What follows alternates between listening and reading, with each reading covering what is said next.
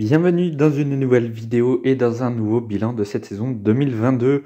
Après McLaren hier, on passe à Alpine. En attendant, n'oubliez pas de liker, partager, commenter et surtout vous abonner, c'est très important. On est parti pour le bilan.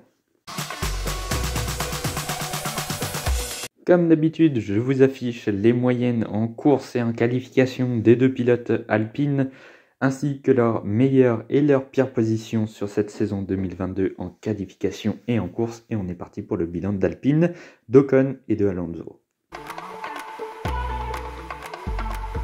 Au final, la saison d'Alpine en 2022 a vraiment été très bonne.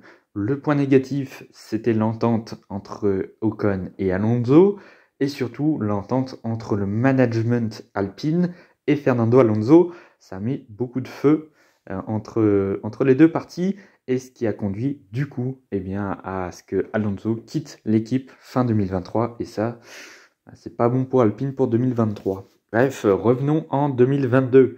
La voiture a vraiment été très performante. Elle était de loin la quatrième force du plateau sur quasiment toutes les courses. Alors certaines fois, elle n'avait pas été très performante. Notamment, il y a une course où elle était vraiment nulle part. C'était à Imola, où les deux pilotes étaient vraiment nulle part ce week-end-là. Il y a eu 3 fois où Alpine ne marque pas de points. En Italie, à Singapour également. À Singapour, c'est des problèmes de fiabilité. Là aussi, il y a eu pas mal de problèmes de fiabilité sur cette Alpine, surtout du côté de Fernando Alonso. Malheureusement, c'était lui qui pouvait scorer encore plus de points. Cela étant dit, Ocon fait une très belle année. Mais bon, normalement, la 4e place de Alpine devait être pliée avant même Abu Dhabi. Alors qu'à Abu Dhabi, elle jouait encore, McLaren pouvait jouer encore la 4e place. Alors certes, il y avait un petit gap de points quand même. Il fallait beaucoup de malchance pour Alpine pour perdre cette 4e place à Abu Dhabi. Mais quand même, elle devait déjà être 4e, assurée d'être 4e au championnat à partir du Mexique, éventuellement du Brésil. Mais pas à Abu Dhabi. Il y a eu beaucoup de problèmes chez Alpine, autant en termes de fiabilité qu'en termes d'entente en fait, entre les deux pilotes. Mais ça n'enlève rien à la performance. Au niveau performance, l'Alpine était vraiment très très bonne. La 4e, c'est leur meilleure position au championnat depuis 2018. Donc ça faisait un petit moment. C'est de bon augure pour 2023. Le seul problème, c'est qu'il n'y a plus Alonso dans la voiture.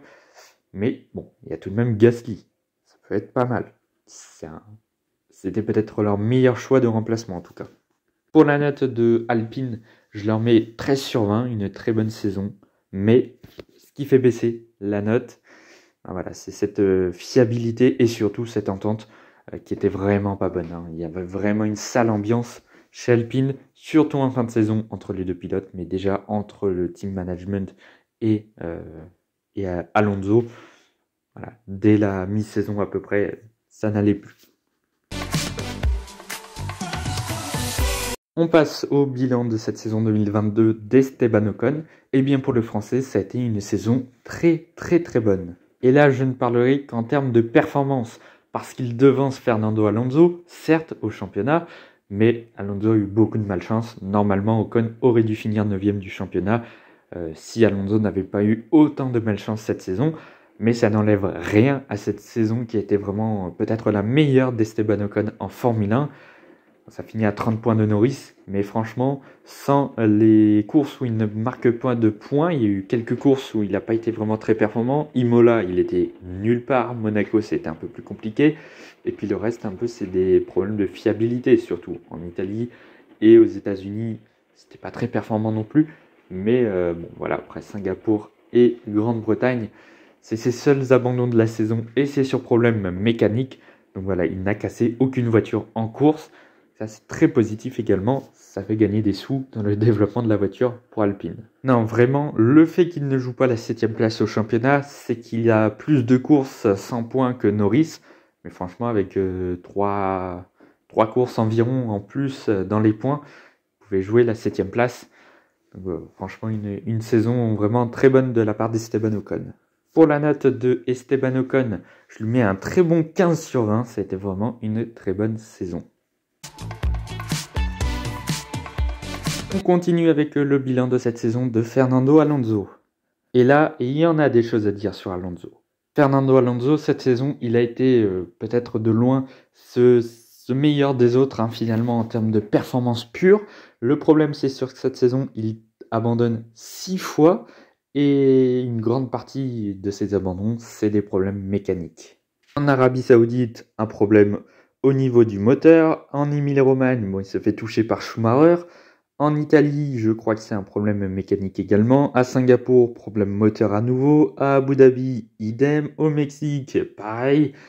Enfin bref, c'est vraiment dommage. Il termine à 11 points d'Esteban Ocon avec 4 abandons de plus. C'est pour dire quand même. Et au-delà de tous ces abandons, il y a eu beaucoup de malchance. En Australie, je ne sais plus ce qu'il y a, mais il termine dernier de la course. À Miami, il finit 9e, mais il est pénalisé 2 fois, je crois, et il termine 11e au final. Enfin bref, il y a eu pas mal de choses comme ça. Au Canada, il se prend une pénalité. Bon, là, par contre, c'est un peu de sa faute parce qu'il a fait des zigzags. Mais le problème, c'est qu'on pénalise personne sur des zigzags, et là, c'était Alonso. La FIA s'est réveillée. Sur la pénalité, ils avaient raison. Sur le fait, c'était bon, mais franchement, Stroll, il fait des zigzags. Je ne sais plus qui fait des zigzags. Enfin, il y en a plein qui font des zigzags qui ne sont jamais pénalisés. Et ils ont décidé au Canada de pénaliser Alonso. Je l'ai un petit peu en travers de la gorge encore. Il y a aussi des courses où il a été victime de la stratégie de Alpine. Donc ça a encore fait des points de perdus. Alors franchement, il aurait pu finir 8e, ça c'est sûr.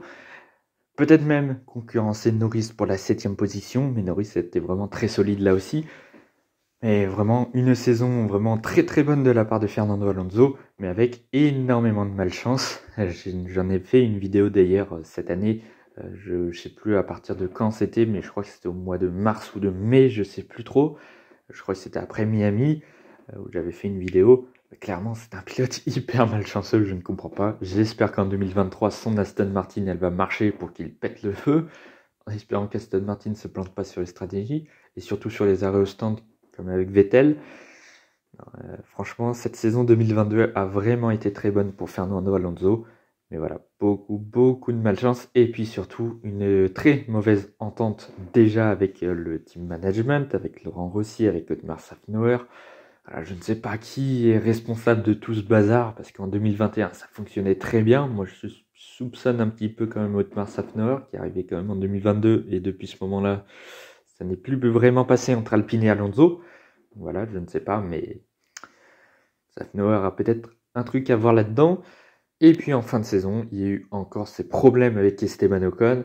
Même Laurent Rossi a dû intervenir après le Brésil, après ce contact, ce même double contact entre Alonso et Ocon en course sprint.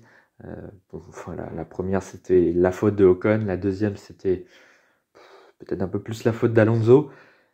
Mais vraiment, ça l'a pas aidé aussi Fernando Alonso, donc vraiment plein de petits trucs qui rajoutés font un gros truc qui fait que Alonso est un peu plus loin que prévu au championnat. Il termine 9e, il aurait pu franchement déjà finir 8e, c'est sûr et certain. Il aurait dû finir devant Esteban Ocon, ça à peu près 90%, 95% des gens le confirment, hein. Voilà. Même les gens qui ne sont pas fans d'Alonso, voilà, il y a très peu de gens qui disent qu'Ocon a été meilleur qu'Alonso. Ceci dit, ça n'enlève rien à la saison d'Ocon, comme je l'ai dit tout à l'heure. Pour la note de Fernando Alonso, je lui mets 16 sur 20. Là aussi, ça a été vraiment une très bonne saison de Fernando Alonso. Voilà, j'espère qu'en 2023, ça ira mieux chez Aston Martin. En tout cas, chez Aston Martin, on le veut. Pas comme chez Alpine où on voulait plus. Il était trop vieux, donc hop, poubelle. Bon. Là aussi, un petit peu comme avec Ricciardo, j'avais pas vraiment aimé un petit peu le traitement qu'on a fait à Alonso pour Alpine, et puis pareil chez McLaren avec Ricciardo. Enfin, en tout cas, Papy, il fait de la résistance. Voilà un petit peu pour ce bilan de cette saison 2022 de Alpine. Et bien demain, on va passer au top team. Et ouais, ça y est, demain, on passe au bilan de la saison 2022 de Mercedes. Donc là, il y aura pas mal de choses à dire maintenant. On va attaquer les top teams avec Mercedes, Ferrari, puis Red Bull. En attendant, n'oubliez pas de liker, partager, commenter et surtout vous abonner à la chaîne, c'est très important. Eh bien, on se retrouve dès demain pour le bilan de Mercedes. À demain.